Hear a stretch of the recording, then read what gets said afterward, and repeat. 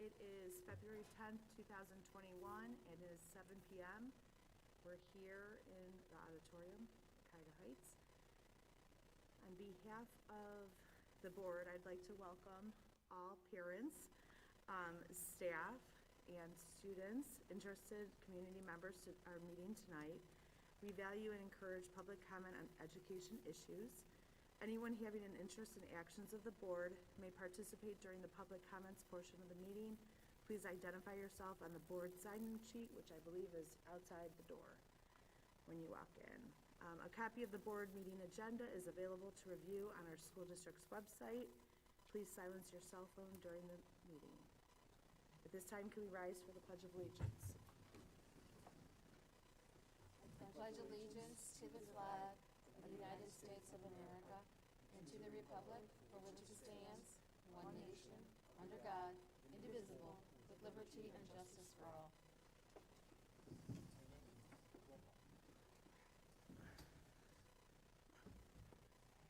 Right. Yeah, it's not. Okay, can we have, at this time, roll call Mr. Muccio? Mr. Dobbins. Here. Mrs. Etter. Here. Mr. Naaman. Here. Mr. Suchaki. Here. Mrs. Schukert. Here, 5 present, 0 absent. At this time, I'd like to make a motion to approve the agenda as presented. Can I have a second? I'll second. Seconded by Mr. Dobbins. Any discussion? Hearing none, roll call. Mr. Naaman. Aye. Mr. Dobbins. Aye. Mrs. Etter. Aye. Mr. Suchaki. Aye. Mrs. Schukert. Aye, motion passes 5-0. Next up, I'll hand it over to you, Mr. Evans, for a presentation. Thank you, Mrs. Schukert. What we're going to discuss this evening is returning students to our classrooms on a full-time basis. The administrative team worked collaboratively with the teachers to develop a plan to get our students back in our building as soon as possible. And I'm going to talk a little bit about what that's going to look like and when that's going to be. First and foremost, some of the things that we had to take into consideration when putting the plan together was that approximately 12% of our students are going to remain remote through the end of the school year. We have to address those students as well as the students in our classrooms. So by bringing the students back in our classrooms, it presents a shift for the way that the teachers are teaching, quite honestly, because right now they're teaching to a little less than half of their students in the classroom, and then the rest are remote students and the other half of the hybrid that would then be home. So when their students return, let's say it's a class of 20 students and 18 are back in class, then there'll be 2 Zoom students, but we'll be teaching predominantly to the 18 students in class, and those Zoom students are going to be following around. Mrs. Houchin and Mr. Janitovich have been working on a survey that they're going to get out to parents, because that's going to put some additional responsibility on the parents of students that are remote, as far as making sure those students are logged on and following on with their schedules, because the largest percentage of our students will be back in our classrooms, and that'll be the teacher focus during those times. And that survey, I think Mr. Janitovich might be ready to go out as soon as tomorrow. We're currently in the process of, one other thing with the remote students, that once we get the final numbers back on remote students, that we're gonna tell parents that we need to lock them into that mode, because we're in a situation right now where as we're figuring out what classroom students can be in, where we can put students, where we've got some large classes where we're doing the spacing, that one more student could put some classes over the top of those forces, and we simply don't have the relocation space right now. So I know that's like putting a puzzle together right now for the teachers with the class sizes. Mr. Evans, when you talk about locking in, you mean throughout the remainder of the Right, school year? for the last 12 plus weeks of the school year, which is what we're talking about. The return date will be Thursday, February 25th. We'll be back Thursday, Friday, and the reason for bringing them back on a Thursday, not on a Monday, is that we're going to have NBD here, the group that we've contracted with, to help us do some on-site evaluations. The students are going to be in classes. We're going to be getting those students back at it, but NBD is going to walk around the building. They're going to observe class sizes. They're going to observe traffic flow in the building. They've already been in twice since we contracted with them at the last meeting to give us some additional recommendations that we're working on right now to put in place to have our students back in the building. They've met with Jim Zerbo. They have a complete list of all of our chemicals, and they're double checking all of our chemicals to make sure we're on the safe list. And we also know that with some of the new ESSER money coming down, that OSHA is also going to start handing down some additional regulations for school districts that kind of go hand in hand with that money. The elementary, I told Mrs. Houchin it's always all about her because the elementary starts their trimester on March 1st, so that's why we scheduled around that date. That's jokingly, of course, but that absolutely helps us out a little bit on that end as well. Just an update on, before I go into the rationale on well, I'll start down that. We talked primarily about two plans. A 4-day plan that would look very, very similar to the plan that I presented in July before we went 100% remote, and a 5-day plan. And we worked very closely with a couple districts that were back on 5 days. The 4-day plan would still have a remote Wednesday. I'll talk about the 5-day plan first of all. The 5-day plan is a shortened day, which the districts that were using it were dismissing about between 1 and 1:30 for high school and middle school, and about 2:30 for the elementary. The reason for that are the same reasons that we're talking about right now, is the reaching out to the remote kids. One of the things that we did not do that a lot of districts did with our remote students, and our teachers were very adamant from the get-go, they wanted to teach the remote kids as well. In other words, the students that were going to be remote. A lot of districts dropped students into online programs if they said they were going to be remote for the semester or for the year, and didn't let students back in. Our students were kind of moving in and out through our first 2 phases of this, some in class, some on remote, back and forth on that. So we never dropped our students into an online curriculum. So our students have taught our students from day one, our teachers have taught our students from day one of our, which is, talking to other superintendents, a little bit unique throughout the county. Some of them have used some of the online programs through the ESC. We talked about Jefferson County, and then we never went with Jefferson County because, again, after discussions, our teachers really felt that although it would be much more work for them, that would be the best way to make sure that when those students return to our classrooms, that they're where we need them to be, versus trying to figure out and close the gap between an online curriculum and our curriculum here. If we went to the 5-day, a shortened model, another disadvantage of that was that we would have to completely rebuild the schedule. Mrs. Houchin already doesn't sleep at night, but she would have to completely rebuild the elementary schedule. And one of the commitments that I made early on to the district was that any schedule that we had was going to keep specials in place. And on a shortened day schedule, that's virtually impossible to do in the elementary, the way it is. Some of our specials will get cut dramatically. Some of them we might not be able to deliver at all on a shortened schedule. On that 5-day model. The lunch for the elementary students would probably be in their classrooms if we went to that model. Right now, we're still moving them through the cafeteria. We still have recess scheduled for them. The remote follow-up on a 5-day schedule would be after school. So after students were dismissed, then we would be following up with those remote students then, and remediation activities would take place, and IEP work would take place after the regular daily schedule. It also doesn't give us a day to do some deep cleaning in the building with a little or no people in the building. The 4-day per week schedule will revert back to our middle school, high school schedules. I know Mrs. Houchin's still backtracking and making sure that she's got her I's dotted and her T's crossed for that elementary schedules. All of our specials, all of our electives, recess, everything stays in place. Which comes to question the remote Wednesday. The Heights Wednesday, and one of my questions from the get-go was engaging students, making sure all students were engaged. And I said, with us being back in school, that we needed to ramp up we're not going to call it Heights Wednesday, we're going to call it Remote Wednesday. So not only are we contacting those remote students, but we're also making sure that every student that's on the 4-day mode is being contacted for some sort of maybe reading groups, maybe virtual field trips. Because we're back in session, we would be able to bring students back into the building in small groups on those days if we could schedule cleaning and what have you around them. We'll still have transportation in place. Our cafeteria will still be in place. So we should be able to do some really unique things, and I think that the principals have talked to the teachers about that here recently. Some social emotional things, IEP writing. Our IEP meetings will all kind of drop into those Wednesdays as well. That's worked extremely efficiently for us. Because we don't have teachers out of classes then. And a lot of our teachers in the high school end have used that as testing day. I know our math department and Mr. Jantovich has talked with some of those about blocking different time frames out during the course of the day for different grade levels or different topic area remediation. And one thing that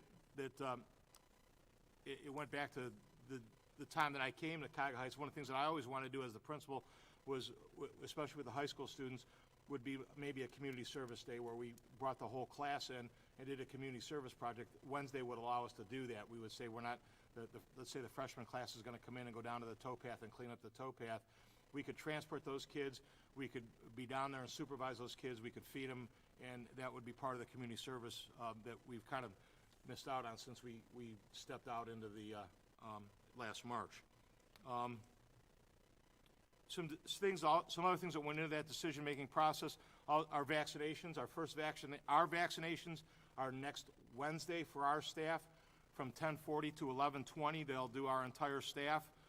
We've got the information, we've got the schedule, we'll get that out to teachers.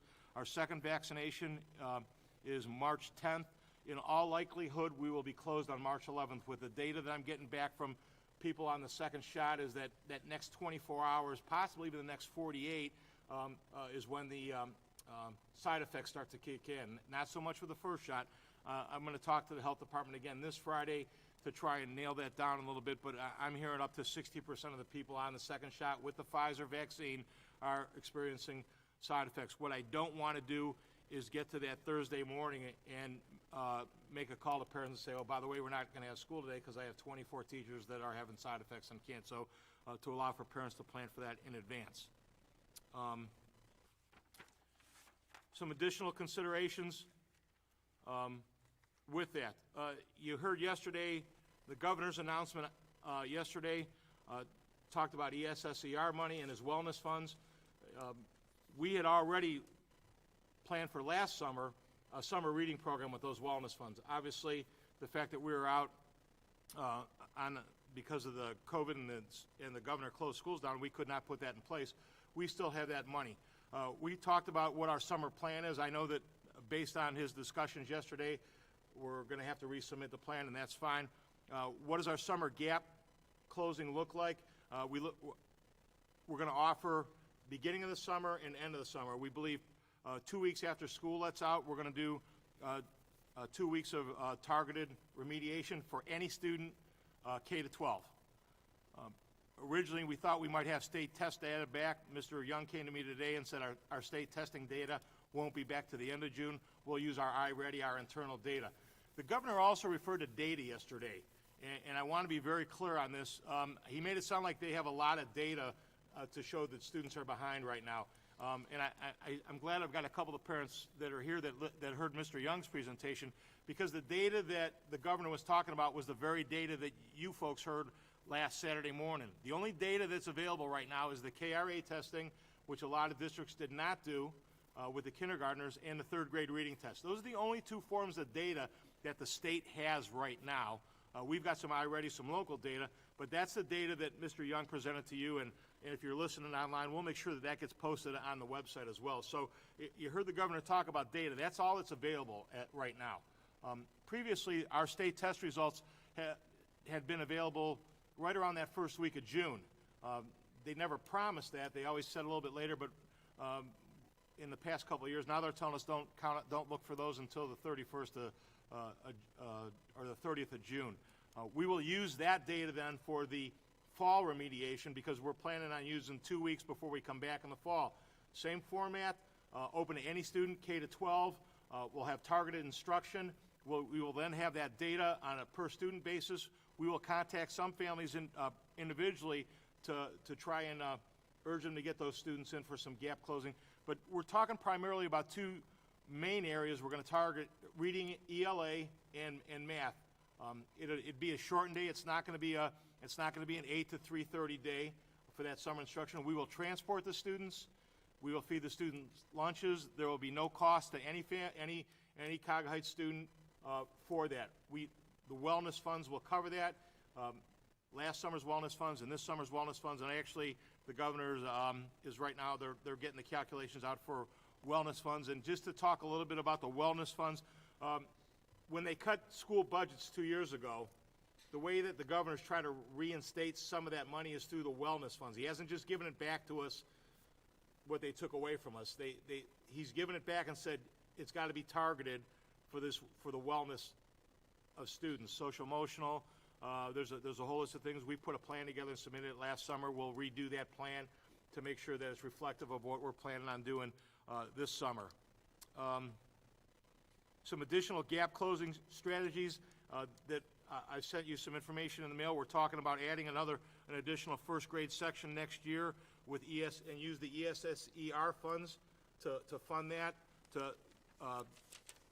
based on those KRA numbers that Mr. Young talked about on closing the gap there. The MTSS position that I distributed to the board, I certainly want to have a discussion about that. Mr. Janatovich is present today to ask some specific questions. Mr. Dobbins and I had a good discussion this morning, and I stopped him, and I was going to defer to Mr. Janatovich for the remainder of the answers, because he was really getting deep into the weeds, and I thought, no, I need to make sure Mr. Janatovich, who's laid this out, answers some of those questions. So that's where we're at. Again, just to summarize, we're going to be back Thursday, the 25th of March, Thursday, Friday, the 25th, 26th, and then March 1st, we'll begin our 4-day weeks. And again, that's very similar to what we had laid out in July for our return to school back then, that we kind of switched out of because of the spike there.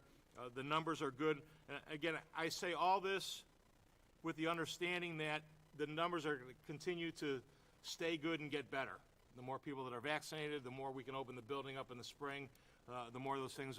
I'm hopeful that we will continue on the trend we are. It's now not as discouraging to get up and look at the numbers on a daily basis. They've trended pretty well the last couple of weeks, and thankfully hopefully they'll continue to trend that way.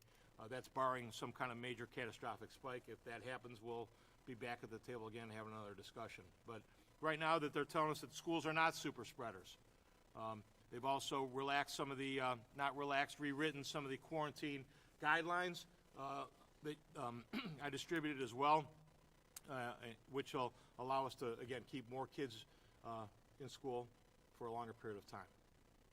That's me doing a whole lot of talk. Mr. Young, anything to chime in on what I presented there? Before you start, is that okay? So just a couple things. One is, I think we still have to just really publicize that we need to be vigilant, even though kids are back in, if we want to stay in.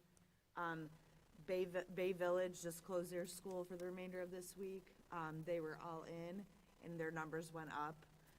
So, that still is a possibility. So I hope that, our community continues to social distancing or social distance outside of school and so forth, not just jump into like the sleepovers and the house parties and things like that, because we want to finish the school year, That's absolutely. a very important aspect, because one of the questions that came up maybe when we were online was, what does that do to the protocols? It doesn't remove any of our protocols. It brings the distancing down from 6 feet to 3 feet, which can still be a challenge in some places throughout the district. And I need to make a comment about that, because I think I led someone to believe that I was upset with the school, or somebody had said some other districts, and I said, well, they have newer buildings, they got bigger classrooms. But I'm not advocating for a new building, and I'm not saying that is as a negative. This building's been great for our educational purposes for 83 years. The pandemic happened. Nobody predicted it. It's a little bit of a struggle, a little bit more of a struggle for us than for some other districts. I think it's going to be great for another 83 years. One thing to go hand in hand with that, if you've listened to our board meetings at all, you will hear Mr. Muccio proudly say that we have no debt as a school district. At last look, we're the only school in Cuyahoga County that has no debt. We're not paying on a loan for any renovations. We're not paying on a bond issue for new buildings. So we can look our community members in the face and say, you're not carrying any debt for the district right now. Now, would I replace debt for bigger classrooms right now? I don't know, or some more space to spread some kids out. But I've got two really creative principals down there, and I know that they've been a lot of sleepless nights trying to figure this out. And I'm very confident that when we get kids back in the building, we're going to make this work. And we're going to make adjustments.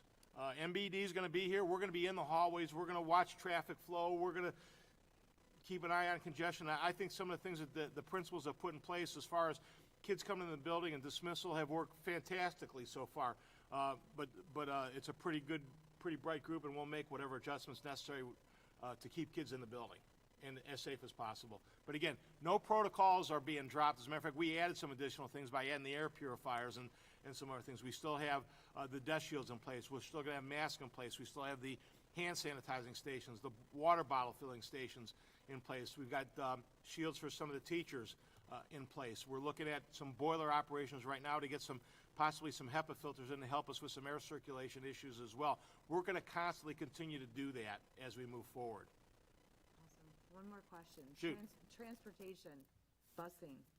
They're not socially distanced on the busing. Right, On the bus. So what and again, the new guideline with the 3 foot helps us a little bit. We're short on bus drivers, quite honestly, and it's not an issue of not having enough buses, it's not having enough bus drivers.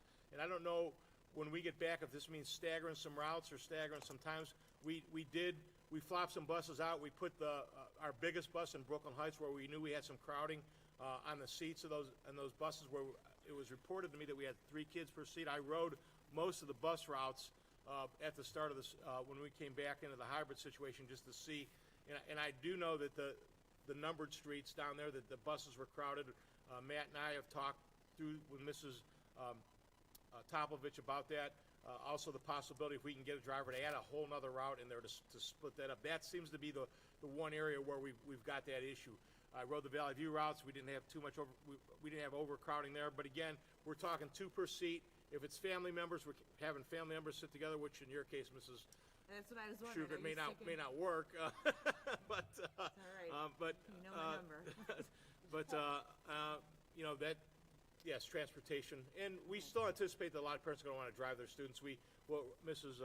Houchins and Chief Sturgill worked on a traffic flow plan that we didn't really need to institute in the hybrid. We're going to go back to that plan as we get people back in the building to try and keep the traffic flow and keep things moving.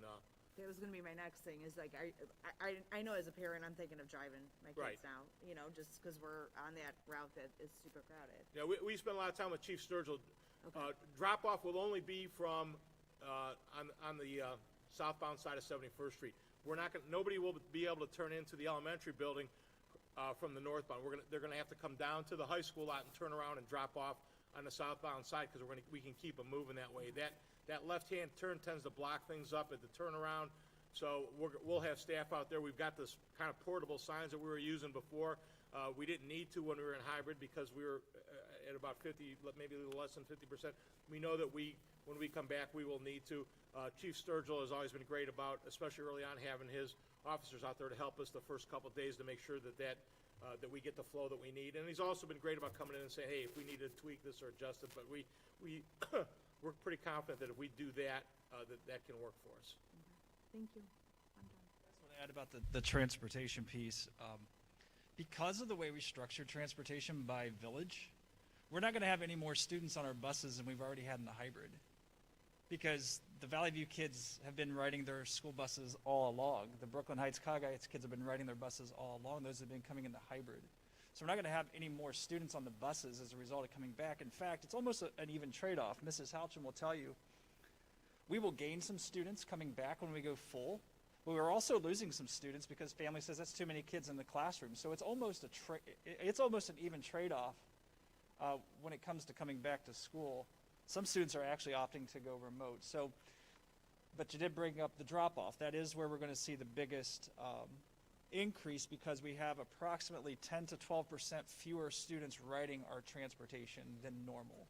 So that means 12% more morning traffic. So that's where we expect to have some issues there. But if social distancing hasn't been a problem on our school buses up to this point, it's not going to be any more of a problem because the way we structured it. And I got to give a lot of credit to not only our coordinators, but our bus drivers overall. They've done phenomenal things during all of it. I mean, we've been delivering lunches to kids during those off days. They have picked up additional routes. They've done a phenomenal job. But just to add a little bit, Mr. Evans, you probably don't even remember this. Back in July, we presented a plan to you. And I'll just read, this was our hybrid plan at the time. I was 5 years younger in July. I know, yeah, no, tell me about it. It said students would spend Monday and Tuesday in school. Wednesday would be an online learning day for students at home, and return Thursday and Friday. That's what we originally had set out to do all the way back in July. And we presented that to you, and then a color code system came out, and people shut down, some people stayed open. Mr. Evans, the leadership, the parents, the kids, the staff, they all came together. They've made sacrifices. But this was a plan in July, and here we are at the end of February, beginning of March. We're finally going to realize the original plan that was presented to you all the way back at the end of July. So this isn't something that is random or coming out of nowhere. This has been something that when we sat down and started planning this through committees late June, early July, this was kind of our next step before we came back 100% all days a week. So it actually is part of that continuum. We're finally back to level where we thought we were going to be all the way back in late July, early August. I did want to bring up a couple things. Mr. Evans talked about the assessment pieces. Wednesdays can become pretty critical to that. So the Ohio Department of Education, all the way back in August, they released what are called Restart Readiness Assessments. And the purpose of those assessments was for students to take a simulated state assessment, and they would give you a report based on benchmarking standards to see how well your students were doing against the standards being measured on the state assessment. That was too big of a stretch for us all the way back in August, and they'd only originally purchased a 6-month contract with our testing company that the state of Ohio uses. They extended that to June 30th of 2021. So I talked to Mr. Janitovich and Mrs. Houchin. There's the possibility that we could administer these assessments. We don't need a secure browser like you do with the real estate assessments. Teachers can administer these potentially on those Wednesdays. They could do it remotely. And we could get authentic benchmarking data a month before the actual state assessment to see where our students are. And then when we get those results back at the end of June, as Mr. Evans mentioned, we can see the progress. So it's an interesting thing that I just presented to them, and Mr. Evans, I haven't even seen him, to say this is a possibility. It's an optional thing that we can do, but it's another way of saying, okay, how are our kids doing compared to where we typically are this time of year? And it's another data point for us. We also have the SAT for juniors. You know, it's not been real good for the juniors and seniors with respect to college entrance exams, and many colleges have relaxed some of those requirements, but those are going to start increasing again as they get back to normal. We're giving that on a Wednesday. Like that's our state. The state pays for that. March 3rd is our date. That's a Wednesday. There'll be no disruption to education that day in our high school, which we normally have when we give that junior SAT. I mentioned these particular Restart Readiness assessments. Should our teachers choose to use them because it's optional, there'll be no disruption to the regular learning if we do those on the Wednesdays. We'll have a continuum of learning when the kids are with us. And that's really been the focus, is how can we maximize the continuum of learning when our kids are in front of our teachers. A shortened class day, that shortens that continuum of learning. It takes 5 minutes for our kids to fully log on, teaching concurrently. Teachers spend 5 minutes every day getting everybody logged on, making sure everybody's ready to go. That leaves in a high school 40 minutes. That leaves, It's more than 5 minutes. yeah, in elementary, it's up to 7 to 10 minutes in the elementary school to get everybody to log on. So if we shorten a day, we shorten the continuum of learning for our kids in a 5-day model. I know it, and I did the math. We get about 10 more minutes of instruction in a 4-day model because of that continuum of learning piece. We're not shortening, and then we're not losing that time that we lose to log on isn't as impactful. We can teach lessons more seamlessly. So, we look at those Wednesdays as days to connect with all kids. Mr. Evans mentioned the remote kids, and yes, the full remote kids, we have to. But we can also connect with kids preparing for an AP test. We can connect with our gifted students. We can connect with any child who we think needs a little extra support, a little extra enrichment. And some Wednesdays, it may not be your week because you can only hit 800 and something kids, in a finite period of time. So there may be rotations going through that, but there is going to be a concerted effort to connect with kids more frequently with less disruption to education. And that's kind of where we are. And we're hoping that at some point, somewhere in the future, we're back 5 days. But this was where we were back in late July. We were coming back to level, and it's taken a sacrifice and optimism on everybody's part, the whole entire community. So everybody, thank you for your patience. We're getting closer every day. Mr. Jatovich or Mrs. Houchin, anything specifically you want to talk about with the middle, high, or elementary coming back? I mean, if you guys have specific questions, I can definitely answer that. One of the biggest things, the part is once they make the decision, we do have to make sure that we stick to that simply because it's a challenge to find spaces for the rooms. The Wednesdays are going to provide great opportunities for our kids to connect. We do have a schedule where there's going to be times where it's true to that discipline. So if it's math, kids will only have math during that time where they can have opportunities to reach out to their teacher, so there wouldn't be a conflict. That doesn't necessarily mean that there won't be other opportunities throughout the day for them to connect with their math teacher, but there is dedicated time to them throughout that process. So I don't know if you guys have any specific questions as far as what you're, about the process or what we're putting into place or what might change or anything that you might specifically have. One thing, like, I've heard from parents, and again, being a parent, like, there was some frustration just with those Wednesdays. Like, I don't know if it was a kid maybe doing well. I know my own children are calling it their off day. They think they could sleep. My son's up till 2 o'clock today. Not thrilled about the parenting of that, but, I'd like to see them, doing more than Alex and Khan Academy and, that asynchronous work that can be done and should be done like homework every day too. So I'm excited to hear that there's, Yes.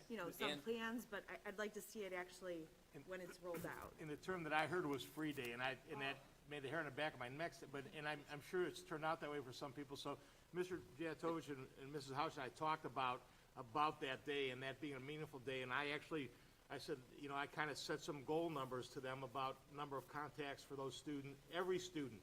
It's not just for the students that are struggling. It's not just for the AP students.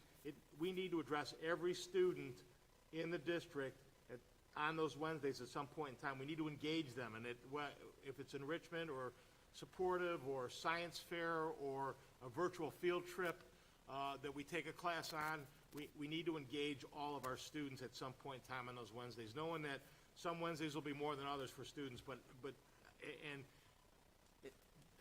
I echo that concern, Mrs. And a piece to add to that, we are adding a level of confirmation to the process. So if a teacher is requiring a kid to come in on that Wednesday, they have something, they need to email or contact, remind, or phone call the parent and the student. That something wasn't necessarily done in the past. Groups of kids, because I had presented a lot of teachers and said, hey, what's going on with this kid, and they would say, we've asked, we've tried to get them to come, we've thrown it out, we've thrown this out as optionals, and kids are just not coming. So we are going to put that accountability piece where if they need to be there, it will be communicated to not only the student, but to the parent, and then teachers will come back to myself and Mr. Burek as the assistant principal, where they weren't, and then we'll do that investigation. Why weren't they there? What was the reason for it? And kind of go through that process. So, putting a little bit more of that communication that this is something that needs to happen. I think a lot of students were like, hey, we're doing this, let's make sure we're coming to this. They sleep in, but it's Wednesday, the attendance becomes an issue, but since we're putting that structure into place, I think that communication, I think that follow through on our end will be able to provide that's the time for them to be there. Can I ask too, sorry, I didn't look up to see, are teachers gonna be in the building Yes. on Wednesdays? So that's a Yes. big difference too. Yes, all Just- teachers will be in district all day Wednesday. And then the other thing, I love the volunteer hours because the community service, again, being, a parent and having kids that haven't been able to have that opportunity or have waited till the last minute, if there's a way, maybe the kids that have their work done or, don't need some of the other things, if there's a way for them to be able to at least work towards graduation requirements. I And think that there's awesome. value, we just know that there's a lot of value to the community service as well, just from Oh, the yeah. social emotional end of it too. I mean, the picture in the hallway is probably from about 2007 or so, but it's that class, that entire class was down at Brooklyn Heights, in the creek, cleaning the creek up, and they had boots on, and I specifically had asked about that, and They were able to do that, and I've always wanted to kind of get back to that. And that's the main, but that's just one thing that we can do. And I've really kind of thrown it open to the principals to get creative with it, to have the teachers get creative with some of those things. That's there's a lot of, the thing that came to mind for me in the elementary was Mr. Taylor worked so hard with that group, with the science fair group, and we know that they may not be able to do an on-site competition, but I think there's some opportunities for him to do some things in the building, in the district with those kids, with those science fair type projects. And I don't know if it ends up being a virtual competition or what, but I know he's anxious to do that, because that's that connection that goes above and beyond the classroom. That's really strong for the kids, social, emotional wise, and it has really solid educational value to us as well. Actually, I have a question too. So when you're talking about the assessments, how about maybe talking about our seniors? So I know that we have like the ACT and the SAT scores are basically measurements to get into colleges, and actually kind of gives you a benchmark of where they're at, and actually it's an acceptance criteria usually. And I know that that's kind of like been waned or kind of like, thrown out the window this year, because like some of those assessments were done pre-COVID.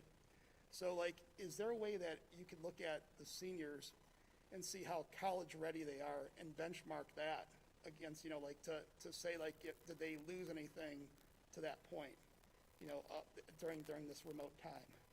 Is there any way to do that at all? Or, It's hard because you haven't. yeah, I know. Yeah, It's it would- tough. I don't know if there's like a benchmark that you can look at somehow or another, Short of them taking that assessment, really wouldn't, that would be Yeah. the way to see it. I don't know what would be a direct comparison to those benchmarking assessments. I can look into that to see if there is something. The problem with SAT and ACT is they're proprietary, Right. so that They are. they hold them very, SAT and ACT hold those very close to the vest. As far as the PSAT, we did that with our sophomores and juniors, so we know we'll have some data back on that. That will help us, but we really have to work through those groups on that, because it's Yeah. hard to And mimic that. Yeah. And one of those pieces too is, it's a seniors last year, and as they're transitioning into college, we only have so much instructional time with them to get them the skills that they need to be successful, so I think that becomes the focus.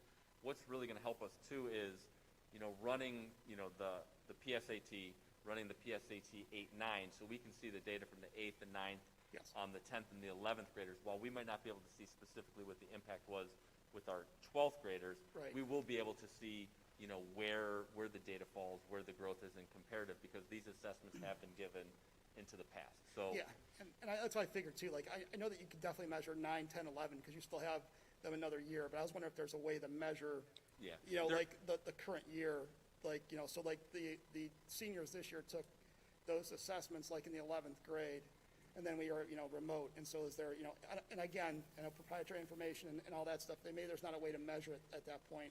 I mean, and I was just asking the question to see if there's anything that you could benchmark against it, to see if they're, college ready, like there should be, One thing would be AP though, AP testing, so. Yeah. Again, you could compare like this year's seniors in AP classes. can. How they did comparatively, it wouldn't be themselves, it would be the previous against other years. classes, right? And that's at least a measurement, then it would say, okay, how did they do in But comparison? again, that's gonna be nationwide. It would be. So, I mean, I think that kind of data will be very interesting to see. It would be very interesting, yeah. Yeah. That's what I guess I'm after, that sort of measurement tool like that, and maybe the AP classes are like that. And I know AP's just reached out with the questionnaire as to how we're gonna do our testing. Are we gonna do paper and pencil? Are we gonna do computer on-site? Are we gonna do computer in a remote type setting? So I think that just came in the last week or so. What did they do last spring? It was all done remotely. Okay. And I know that they had some integrity issues nationwide with the testing. yeah, they've made it this year to where there's different options to take the AP test, whether it's in person, paper, pencil, whether it's in person on a computer, or whether it's remote on the computer. Each of them is supposed to give the same result no matter where you take it. There's different avenues for it. There's different setups of the test. So that just came across our desk to take a look at it to see how that would work. There's advantages and disadvantages. There are security measures for students that are taking it remote that potentially, doesn't allow them to go back into questions and things of that nature. So we're taking a look at that inside. We also have other things, and it's just to see what the value of it would be comparative to classroom instruction, Khan Academy, there's other things that are tied to the College Board and some of their suites of things that they have that could be available for us. So we'll look in that to see if there would be, it's trying to balance that instructional time, stress time of being a senior, trying to get ready to get your graduation hours and get those things, and, see where we're at with all those things, so. Yeah, and totally understand, like, there's nothing out there. I mean, I just trying to see if there is anything that would benchmark, and it would be very, very difficult to do. But it would be great data to have. It would be great data, yeah. Something I told too, like, my own children and my students is, as this senior class embarks in their freshman year of college next year, colleges know, like, this is the class that, for a quarter of their junior year and their full senior year, we're remote for, Right. some bits and pieces. And so I think nationally, we need to take that into account as educators, whether it's secondary, higher education, and so what is that gonna look like? Is it going to be, we change instruction, we change, options? I don't know what the answer is, I don't know what Yeah. higher ed's doing, but I don't think we can just wash and act like those kids were instructed as every other year, because they weren't.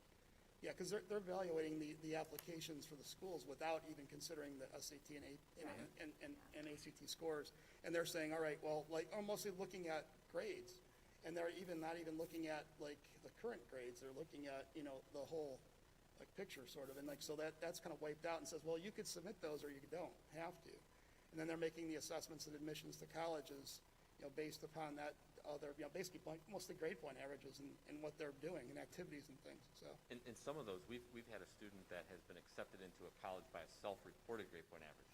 We didn't even send official transcripts, and they had already received acceptance. So Yep. there is a lot of flexibility within the college realm as far as, entering this year. Absolutely. So. And the bottom line of the colleges, they want the kids to be successful. They want a high retention rate. The last thing they want is a 40% retention rate on their incoming students that they're. Yeah, absolutely. I was just gonna say, Khan Academy has a full-length SAT test, so a student could independently take that SAT test. Okay, yeah. We have their data from the last 3 years. Mhm. We could show you how they were, if they were college ready, they hit the college readiness benchmark. Yeah. Longitudinally, and then if they took that Khan Academy test, or if they bought a practice book. Many practice books have 5 full-length tests. If a student really wants to know where they are, or the parent wants to Yeah. know where they are, administer those tests independently, call us up, come in, sit down with us, we'll pull up the past data and say, here's where you are. Yeah, it's great. And we can go through those results together. And that's great. That's really So there good. are options for this. Sure. I've got a senior, so I know. Yeah, me I too. made him take the SAT back in December, so. Yeah, He just signed up and went and took it in person, but I had the same concern. yeah, absolutely. Yeah, thank you. Thank you both. Joy wants to talk about elementary school too. Just a little bit, just a couple things. I think, as you brought up, Lindy, people tend to think protocols are no longer needed. And that is not the case at all. We think about bringing back all of our students. So what we've been doing for the past several weeks has been with half of the students. Now we have to think about having all of them in the classrooms, in the hallways, in the cafeteria. So, we're doing everything we can at the elementary school to make sure that our kids are safe. We have to teach them how to be distanced. It's really funny to see them, with the dots on the floor and things like that. It's kind of sad at times, but they're doing a great job. They are all wearing their little masks. They all got for Valentine's Day from Mrs. Houchin a new mask lanyard with some cool little decorations on them and everything.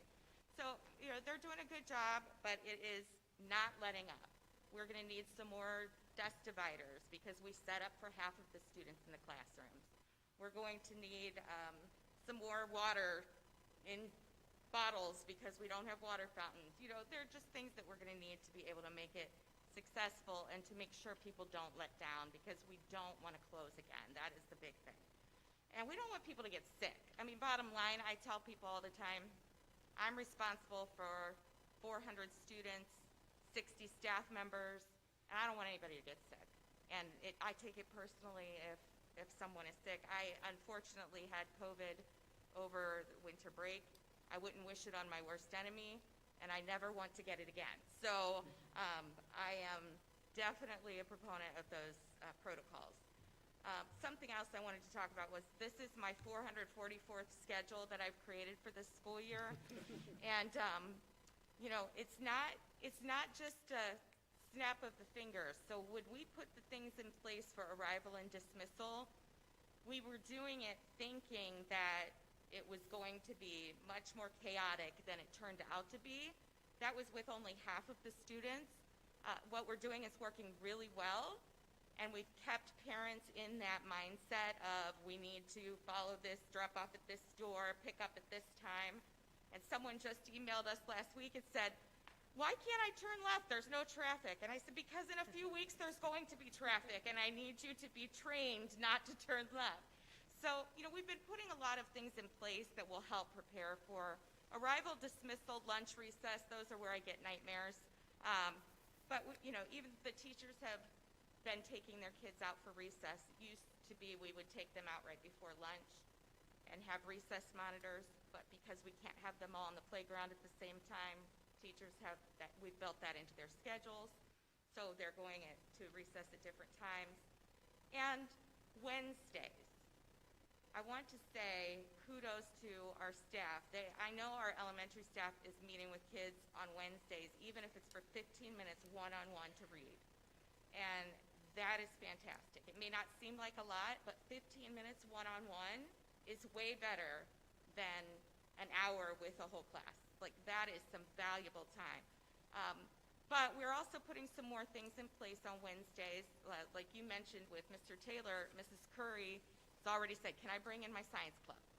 And so we talked about protocols and things like that. So there are a lot of things that are going to be happening already. My Wednesdays are packed with IEP meetings, ETRs, all kinds of things.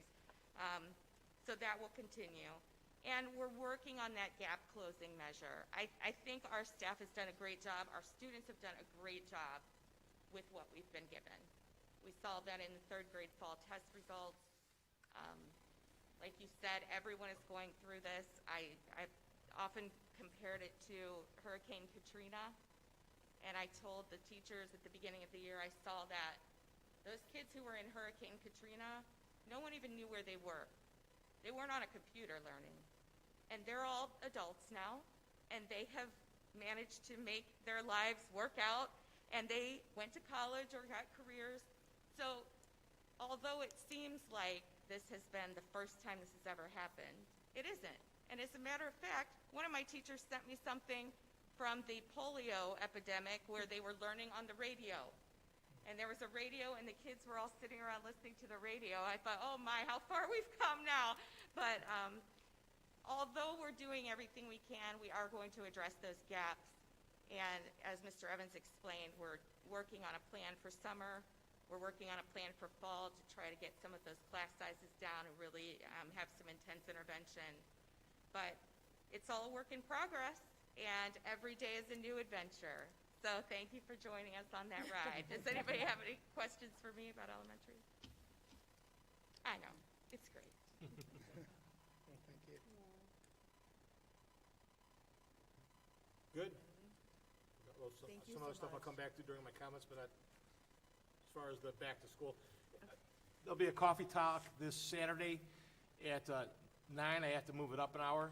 We went at 10 last week. I thought we had a good participation and some good question and answer go on. Well, I'm sure there'll be a lot of questions about this Saturday.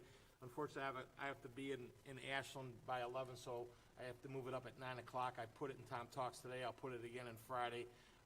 Mr. Young will be here, and I'll be online at home because I have to make the trek down there. So, but, the coffee talks, I think, went over very well. We plan to continue to do those. I think in the future we'll have Mr. Janatovich in on a Saturday, Mrs. Houchin in on a Saturday. So if elementary parents want to log in, they can ask specific questions about what's going on in the elementary building. I just walked away from last Saturday feeling really good about answering some questions and getting some questions that we still needed to find out answers to that we hadn't thought of that the parents brought up. So I thought it was well received by the group that attended, and look forward to doing that moving into the future. How many attended? We had about 8 or 9 sets of parents. Online only, or actually? They were all online. Now, we were here, but, Okay. somebody saw, Matt said if I brought donuts, Mr. Kometz would come for sure, but Kevin, that wasn't me, Kevin, that was him. Okay.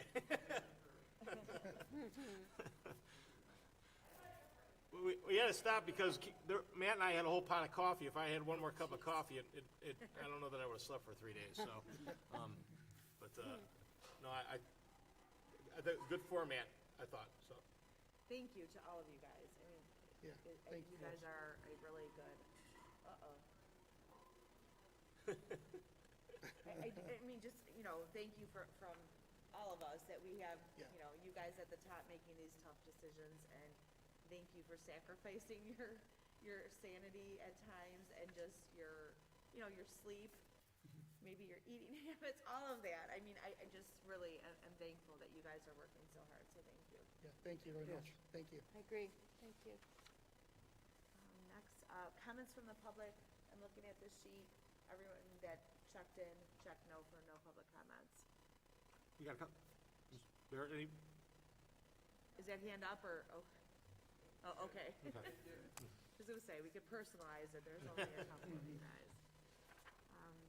So next up, it is Mr. Muccio. Thank you, Mrs. Schuker. Just one motion tonight for approval. A motion to approve the minutes of the January 20th, 2021 regular meeting is found in attachment T1. Okay, can I have a motion to approve the treasurer's business consent agenda motions? So moved. Moved by Mr. Naaman, Second. seconded by Mr. Suchaki. Discussion. Mr. Muccio has no discussion. Oh, I have a couple, well, after the vote. Okay. After. After the vote. What? Okay, no discussion on the consent agenda, so roll call, please. Mr. Naaman. Aye. Mr. Suchaki. Aye. Mr. Dobbins. Aye. Mrs. Etter. Aye. Mr. Schuker. Aye, motion passes 5-0. Treasurer's discussion and comments. Thank you, Mrs. Schuker. Just a couple items tonight. So kind of, going with the return to school plan, I wanted to talk a little bit about our grants, our federal grants that we received. And the information's within board docs, so if anybody's interested, we have a lot of the documentation in board docs. So, on your computer or smartphone, you can access board docs and kind of see what we have put together. But let me talk about 7A, which is our Coronavirus Relief Fund, CRF grant. So the Coronavirus Relief Fund, at our August 26, 2020 board meeting, we established this fund, which is Fund 510. This federal financial assistance is a sub-award from the U.S. Department of the Treasury. The total award of $100 million that was provided to the Ohio Department of Education through the Ohio Governor's Office and action by the Ohio Controlling Board on 7/13/2020. Our total amount of the coronavirus relief funds is $37,819.01. The award period for these funds is 3/1/2020 until 12/30/2020. However, the federal government extended the deadline to December 31st, 2021, and as a result, the Ohio Department of Education extended the deadline to match the new federal deadline. Now, a breakdown of our expenses for the $37,000. We spent all of that on laptops for the students here. So approximately 181 Chromebooks, along with the management licenses, was used up for those grant funds that we have. And if everybody's looking at 7A in board docs, a couple attachments that I have. If we were to click on the first one, which is the Coronavirus Relief Fund Budget Fiscal 2021. So what that is that's our budget within what's called CCIP, which is the Ohio Department of Education's website to manage grants.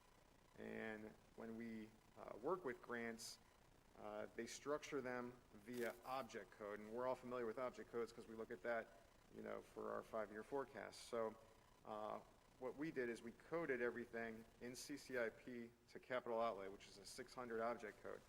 And what happens is, while the federal government extends these funds to us, we have to apply through ODE and state what we're going to use these funds for. And ODE has to approve this before we can ever spend $1 of that. So they notify us that we have so many funds available. In this case, it's $37,000 through this grant. And we go through CCIP and we put, exactly what we're going to use these funds for. We have to look at the allowable expenses. And then we, put it in, the object code. We complete our application, submit it to ODE. Once ODE turns around and approves that, we're able to spend those funds. And again, we spent these funds, $37,000, in coronavirus relief funds on Chromebooks for 181 of those. If I look at the next report that we have, it's just an expense breakdown too. So if anybody's interested, they can see our accounting records that correspond. And the last item is T2Y Grants Review Lead Sheet. Now this is from our board meeting that we had January 20th. And the lead sheet, if we look at that, that's all of our federal grants, so our 500 level funds. And we can see that the second one towards the bottom half, so we're looking in fiscal year 21, that's $37,819 and 1 penny for coronavirus relief. And we can see in December is when we cut the check, because originally we thought that that grant expired in December 2020, however they extended it for the year. So we were all set to have everything, prepared and finalized for the month of December. We got an extra year, which is good, but we completed everything in December. So we can see that we expended those funds in December. And I also go into CCIP and request a reimbursement of those funds. So we start at zero, we expense those funds, so we go in the hole, $37,000. Then I go to ODE's website and ask for reimbursement, and we go back up to zero. So we can see that the yellow below that's the reimbursement request. So we received our $37,000. So that grant's completely spent, and we received the funds, so we're back to zero through that. If I exit out of here. If we go to 7B, which is the CARES Act ESSER grant breakdown. So this is another grant. So at our June 10th, 2020 board meeting, we established the CARES Act ESSER Fund, which is Fund 507. Congress set aside approximately $13.2 billion to the Education Stabilization Fund through the CARES Act for the Elementary and Secondary School Emergency Relief Fund, which is ESSER. The Elementary and Secondary School Emergency Relief Fund, ESSER Fund, is intended to address the impact of the coronavirus disease COVID-19 has had and continues to have on public and non-public elementary and secondary schools.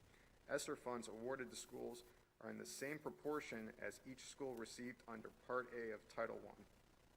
That's another grant, Title I, so it's just proportionate on the allocation of what schools were receiving for ESSER as they did for Title I. That's all that means.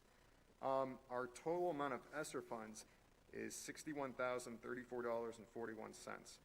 ESSER funds may be used for allowable expenses from March 13th, 2020 until September 30th, 2022, so quite a bit of time.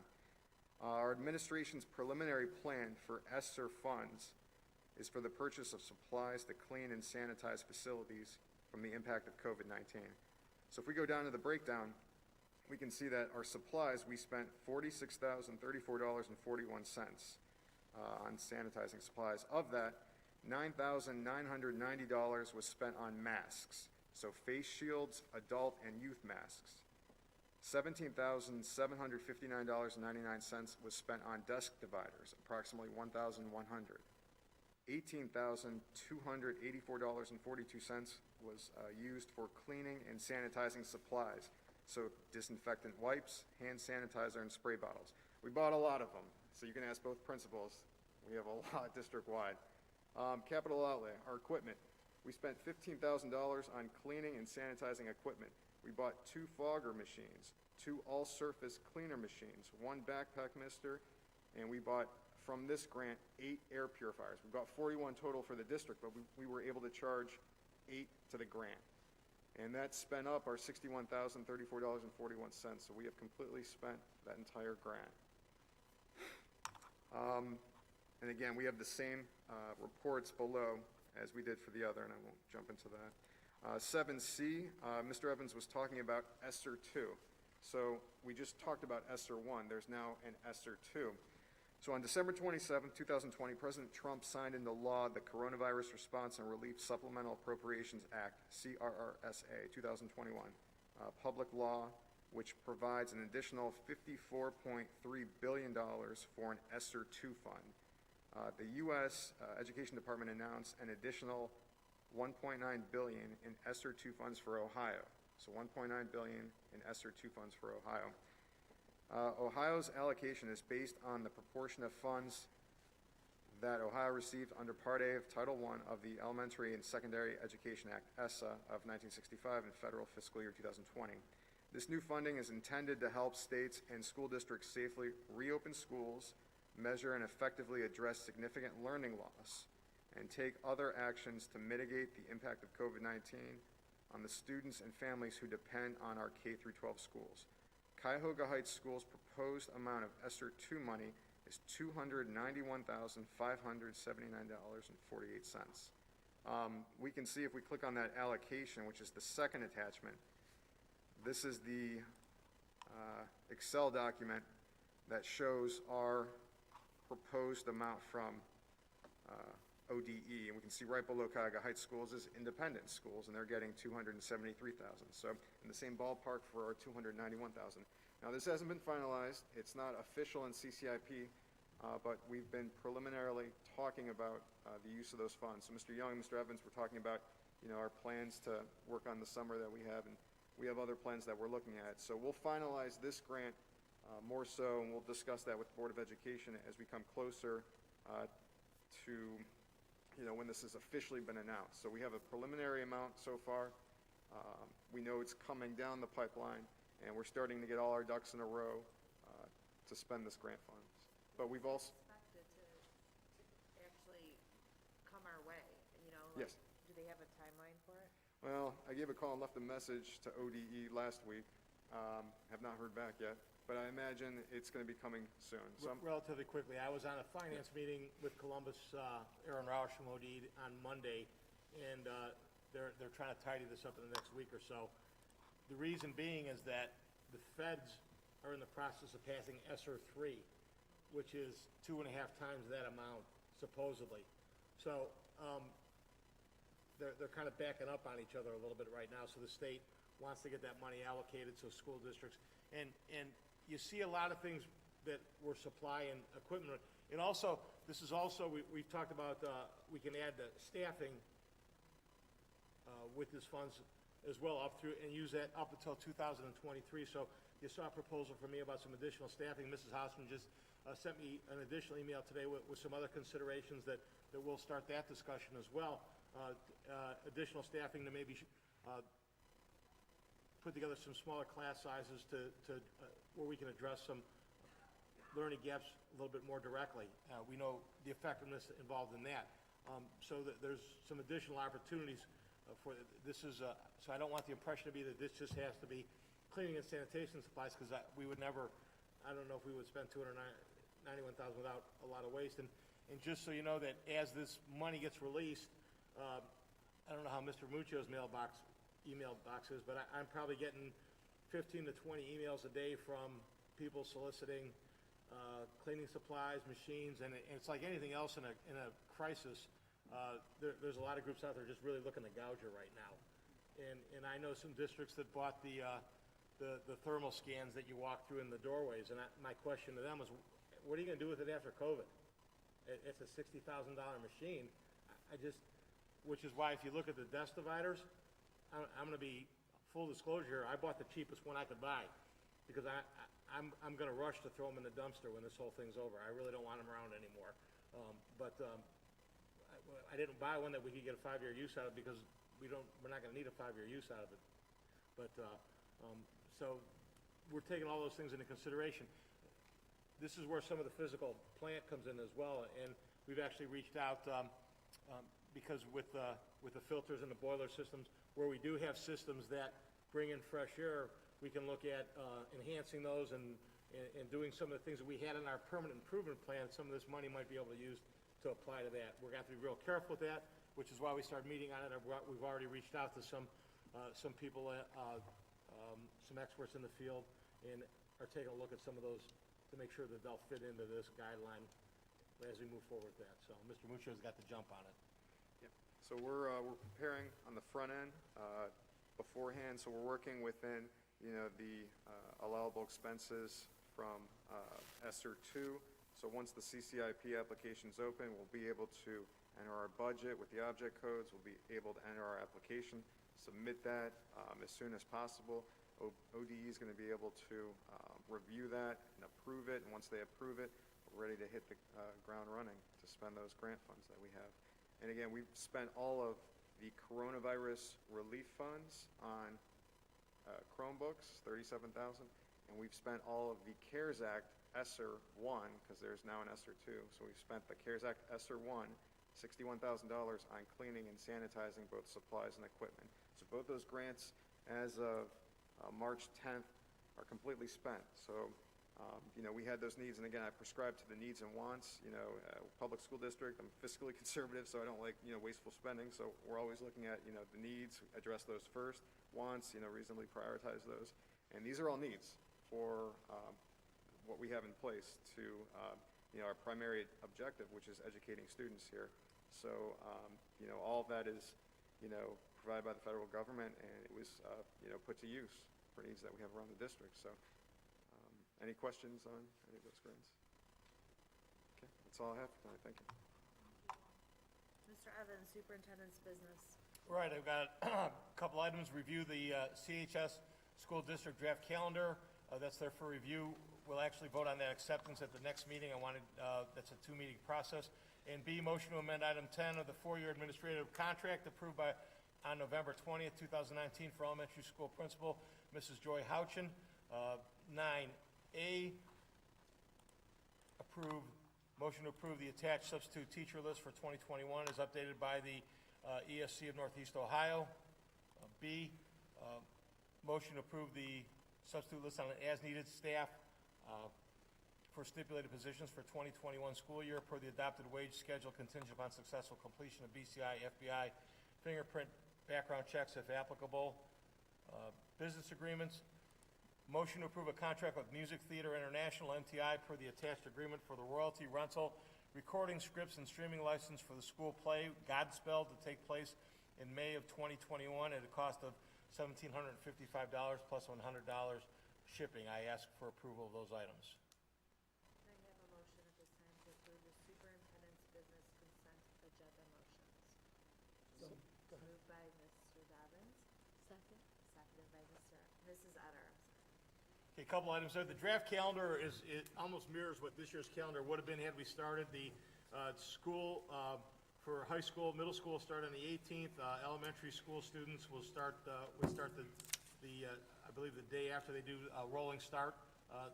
Mrs. Houchin's come up with. We would be out of school. June 2nd would be our last day. June 3rd, last day for Teachers' Day. Again, that really pretty much mirrors what we would have had in place this year. You can see obviously the important stuff, the Christmas vacation and spring break, the way they line up, and meeting our day requirements. So to take a look at that, if you have any questions on that, please feel free to forward them to me.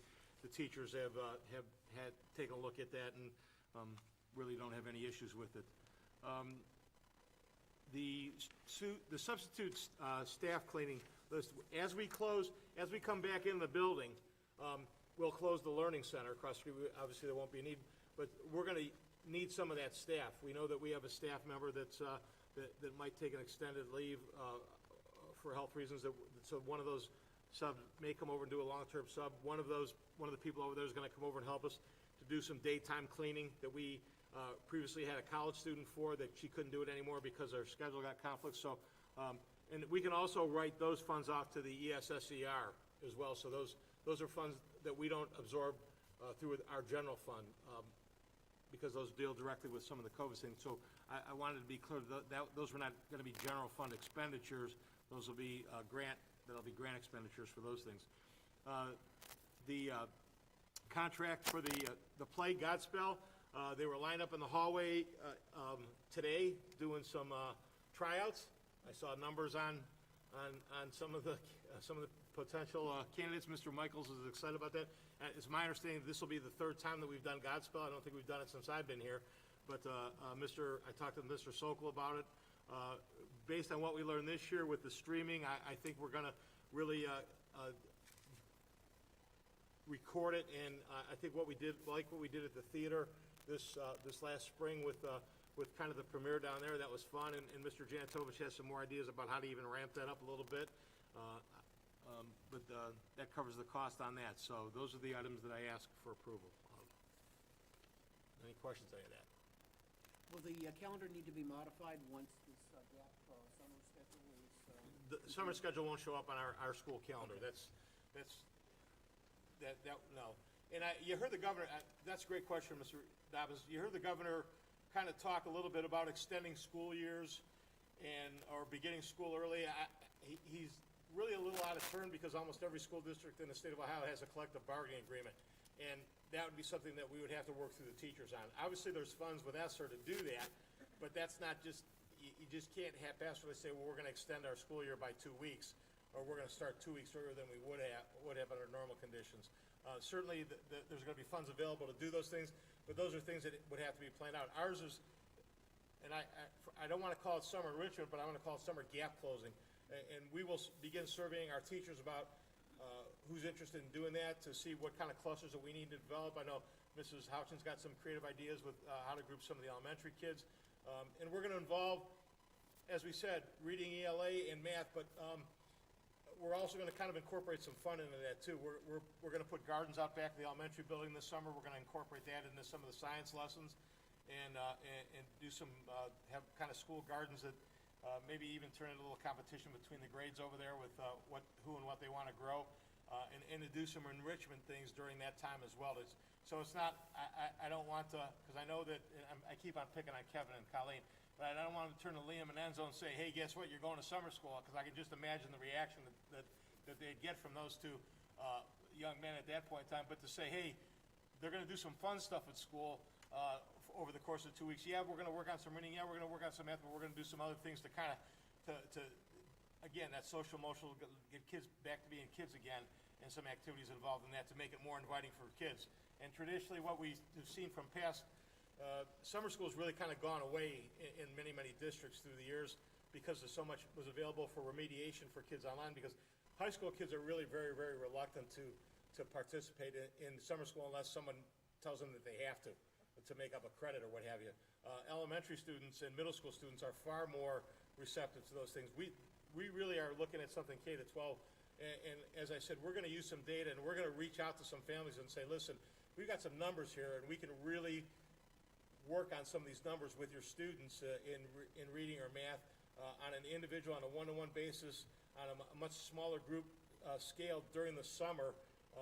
We'll get them here, we'll feed them, we'll take care of all those things for you. Just get them out of bed in the morning, point them toward the curb, and we'll do the rest. But no, that's why that doesn't show up on the calendar. And those wouldn't. Those will be, that'll be a separate issue of itself. Okay, thank you. You asked, you touched upon the return to school plan, and I should have asked this question before, but you touched upon it again, this idea of the gaps, filling the gaps over the course of the summer. So one of the questions I have is, would all of our students have some type of an assessment, a needs assessment for all of our students? Maybe some is more formal than others, some type of standardized test, and some maybe not. But are all the students going to have some type of an assessment so that we?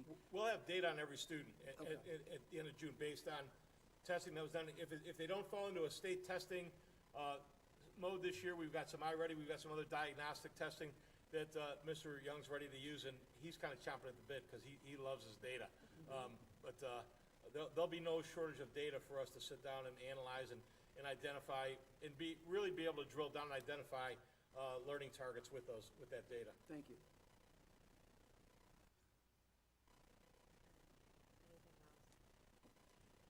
I don't know where we are. We need to vote on that. Okay, so roll call, please. Mr. Dobbins. Aye. Mrs. Etter. Aye. Mr. Naaman. Aye. Mr. Souchaki. Aye. Mrs. Schukert. Aye, motion passes 5-0. Just a couple other things to update the board on.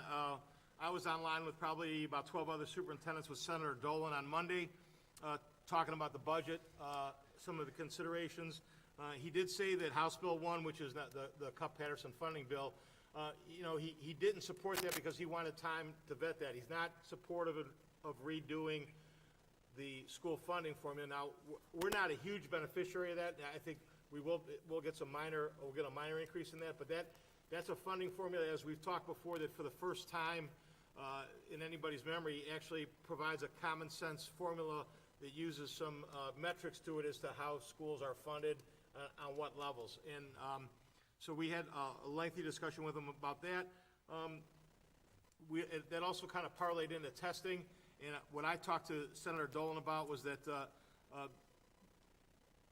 we all want testing, we all want assessments. We need assessments to be able to identify gaps and identify what we need to do to help kids improve.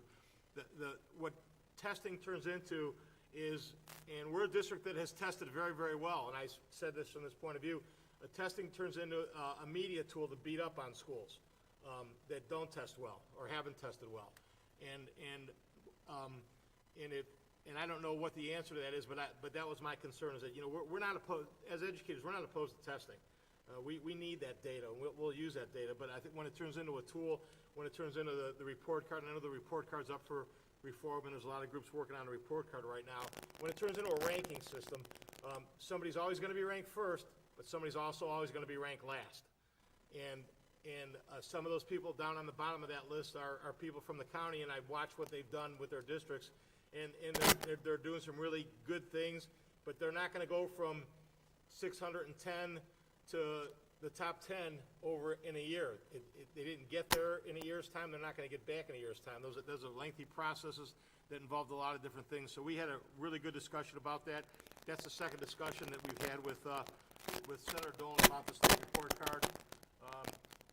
As I've already mentioned to you before, we talked about the wellness funds and the governor, and he also talked about Senator Huffman is head of the Education Committee, and he's a strong advocate for ed choice and increasing charter funding, so we let our feelings known on those issues as well.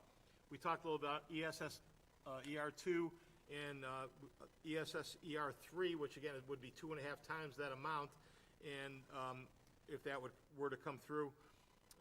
A couple other issues that we have, we've got 2 repairs pending, a band room repair, and they called Mr.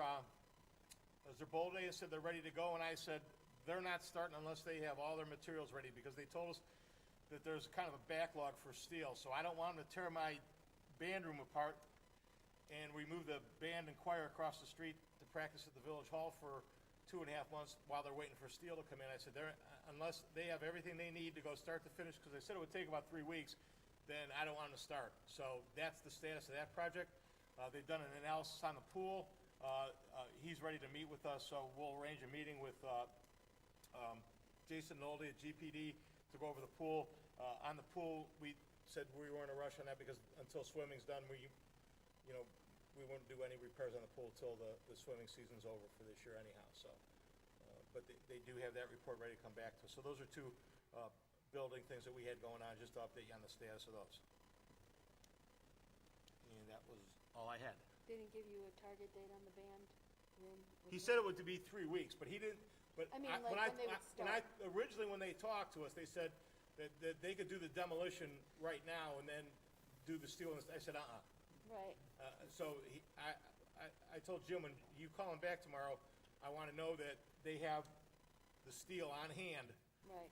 before they start the demolition. And they don't know that yet. And Jim will have that discussion with him tomorrow. I said, because I don't, the last thing I need is my band room torn up, music room torn apart, and then sit idly because we've got to move all the equipment out of there and everything else for that to happen.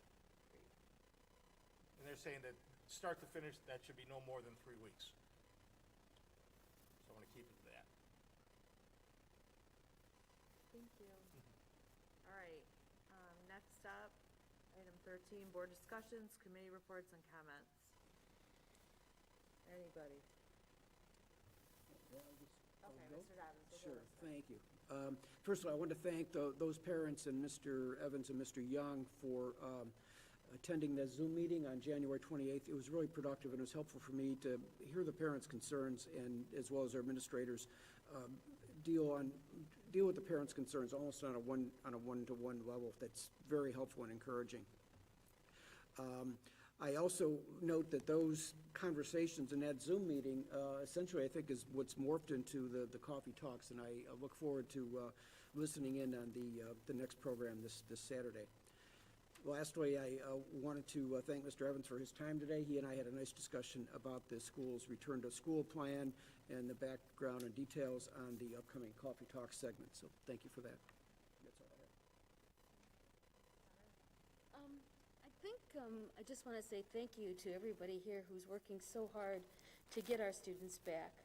And I think best thing that was said tonight that I hope everybody hears is that you just don't say we're going to go back to school and open the doors and there we are, like some people might think. And, you know, that all these details that you all, our administrative staff, all of you here are doing and trying to get every detail in place, again, because we want to be safe for our students and our staff and everyone. And so I just want to say we appreciate the work that you're doing. We know that it's difficult, and you have to be diligent, and you have to be, you know, looking at every detail. And I just want to say thank you to all of you for what you're doing. And I hope that, you know, our parents understand that. I'm sure many do appreciate. I know everyone is very anxious through this process. It's been, you know, now we're approaching an entire year where we really didn't think, well, we had no idea how long it would be. And, you know, we're still talking about it now, and even more so than we did when we first started back in March. So again, I just want to say thank you. And please rely on us. If you need us for anything, you know, feel free to call, contact me to discuss if you ever have any questions or concerns. And again, and the other thing, I'm with you, Mrs. Houchin, on more dividers and more, anything that we can do that talks about the sanitary measures that we can take. If it's more purifiers or more dust dividers, let's get that. If you need that, let's get on that to get that done. Mr. Suchaki. The Career Center, that we aren't having any meetings at this point. Our next meeting is the end of the month. Of course, that situation is very different from this one. We do have about 87% of students coming every day. Has been that way throughout this entire period. But it's a very different situation. You know, the students come in, they come in one door, in sequence, separated a little bit. They go to their classrooms. When it's time to leave, they leave out through another door. I mean, it's very separated and very different from this environment. And I'd just like to echo the thanks from everybody, from my fellow board members here for all the hard work I know all of you have been doing. It's really appreciated. And that's it. Mr. Neiman. And I will echo a lot of the comments that were just made too, around to thank everyone. I mean, really, I know you spent countless hours putting, you know, the plan together to get the kids back to school, and I think that's where we always all wanted to be from day one. So I'm very grateful with kids in the school that we're moving towards that, and we're almost there. And it's really thanks to all of your help to get that there. I mean, and I know it's countless and tireless hours. We're all in the midst of COVID fatigue at this point, and I think that you're finding your way through that, you know, that darkness and finding the light here. And we're like a week and a half away or so. So thank you very much. Just interject one other thing. I want to thank Mr. Dobbins because I broke one of my own rules, and I want to thank the parents. And there's two groups of parents here that really made it hit home for me. When I came in as the principal in 2010, one of the things I said to teachers is pick up the phone and call parents. And what I found myself doing through this process is I was so busy working on all these plans that, number one, I wasn't communicating out a lot of what they were and a lot of things that we were doing, so I was doing a terrible job of that. But then I was also got in the rut of not picking up the phone and calling parents. And then as some emails came in, Mr. Down said, why don't we have a meeting or a Zoom meeting? I thought, like the light bulb went off all of a sudden. Absolutely. So I know the two sets of parents that were here were part of that, but also all the parents that said it, that were on that Zoom and that participate in the coffee talks. Those are important to us because we get as much, sometimes it's a lot of us giving you information, but we get a lot of information from parents as well, and that's a key to this whole process. And I just look forward to moving on with those things, and I want to thank Mr. Dobbins for just throwing that suggestion out there because it was perfect, and it was very easily done, and it was a great meeting that we took a lot away from, and we'll continue to move forward with those things. And I think the important thing is that parents need to know that we're listening and we're addressing their concerns. We may not always have the answer that they want, but we do need to hear them, and we do need to address them to the best of our abilities. I just had a question about the coffee meetings. Like, if we attend, is there a can we do more than 2 board Yeah, members? because we're not discussing board business, so it's not a board meeting, you're not in a decision-making process, it's like the best committee meeting. We can have more than 2 at a best committee meeting because there's no vote, there's no discussion Okay, that would result in a policy change or something on that line, so, okay. I have to check basketball schedule, okay. but I'd like to attend some of them and just hear, what's going on as a parent. And I want to thank you. I know this is always like the warm and fuzzy portion, and we all say thank you, thank you, thank you. But I like the creativity that you guys are coming up with. Again, being an educator, being in another district where maybe some of the resources are different, the size is completely different. I love the unique ways that we're able to think out of the box in this district, and I just really appreciate you guys being willing to do that. I think that it speaks volumes to you guys as educators, so thank you for that. And to have a free summer school program, I don't think people realize how fortunate we are here to have free preschool. Those are not typical things. You do not find that in other districts. And so I just really am excited to hear that, you guys are, again, becoming creative or, working creatively to find some sort of summer program to help our kids get caught back up. So thank you. Next up, possible future items. Board members may suggest items for inclusion in a future agenda. Any items you want to throw out there? All right. I don't even know why we have that one on there, but